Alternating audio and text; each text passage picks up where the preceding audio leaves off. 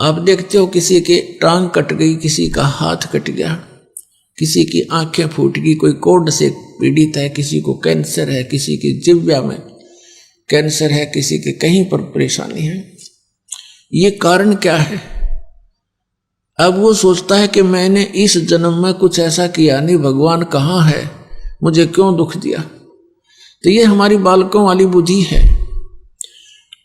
हम भूल जाते हैं कि हम पहले भी बहुत बार जन्म चुके हैं और उन जन्मों में हमने कितने जुल्म किए हुए होते हैं। राजा बने, वह अनरस किए, अत्याचार किए, शक्ति का दुरुपयोग किया और अब उसका भोग किया। कोई अंधा होकर डोल रहा है, कोई दोनों पैर नहीं उसके। पुण्यात्माओं, ये तो हुआ सो हुआ। अब भगवान हमें बताना चाहते हैं कि जो हो चुका बच्चों, अब तो संभलो। अब चाहे कितना ही रोगी हो, कैसा ही अंग भंग हो और कैसा ही दुष्ट या नेक व्यक्ति हो, परमात्मा के ज्ञान से वह फिर से संभल सकता है। परमात्मा ने आकर हमें बताया, एक पुण्य एक पापी आया, एक है सूम दलेल रे, गरीबदास हरि नाम बिना सब ही जम की जेल रे। जैसे कुछ पुण्य आत्माएं हैं, अच्छी आत्माएं हैं, नेक नीति से जीवन निर्वाह कर रहे हैं, वो किसी को कष्ट नहीं देते, भगवान से डरने वाले भी हैं, लेकिन वो भक्ति नहीं कर रहे क्योंकि उनको ज्ञान नहीं कि एक और काम आवश्यक है। उस कार्य से वो अपरिचित होने के कारण फिर भी अपने जीवन को बहुत ही बचाकर चलते हैं। और एक व्यक्ति दूसरा उसके साथ है, शराब भी पीता है, चोरी भी करता है और भी बदमाशी करता है और वो भी अपना जीवन जी रहा है। और फिर क्या होता है, इन दोनों में अंतर क्या है? जनसाधारण तो ये कहेगा कि ये नेक आदमी तो बहुत अच्छा है और ये निकम्मा आदमी तो निकम्मा बहुत है, ये तो अंडरस्टूड है।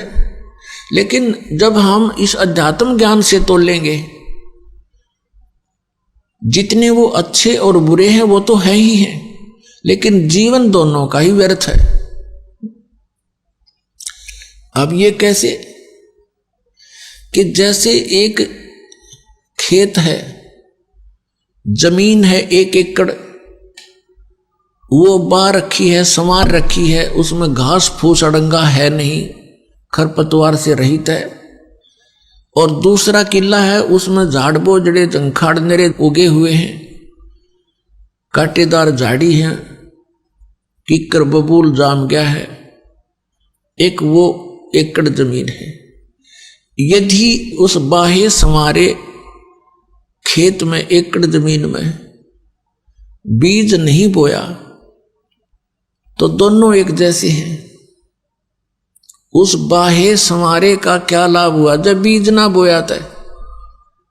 वो भी उससे जैसा है, जैसा वो व्यर्थ है, ऐसा ही वह व्यर्थ है।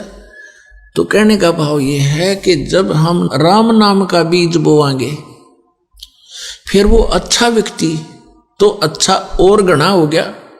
और यदि उस झाड़ जंखाड़ उगे हुए निकम्मा व्यक्ति भी बुरे काम छोड़ के और परमात्मा के मार्ग पर लग जाता है, वो भी अच्छा हो जाएगा। उसको थोड़ा समय लग जाएगा। जैसे किसान जब उस खेत ने संवारना शुरू करता है तो उस बंजर जमीन में थोड़ा सा मेहनत ज्यादा करनी पड़ती है, वो पर संवार के छोड़ दिया करे, चाहे कितना मेहनत। ये दास समझो किसान है और आप जी के अंतःकरण ये खेत हैं। अब नेक आत्मा आती है तो और अच्छा दास को घनी मेहनत ना करनी पड़ेगी, आते बीज डाल देंगे नाम का और प्रफुल्लित होगा।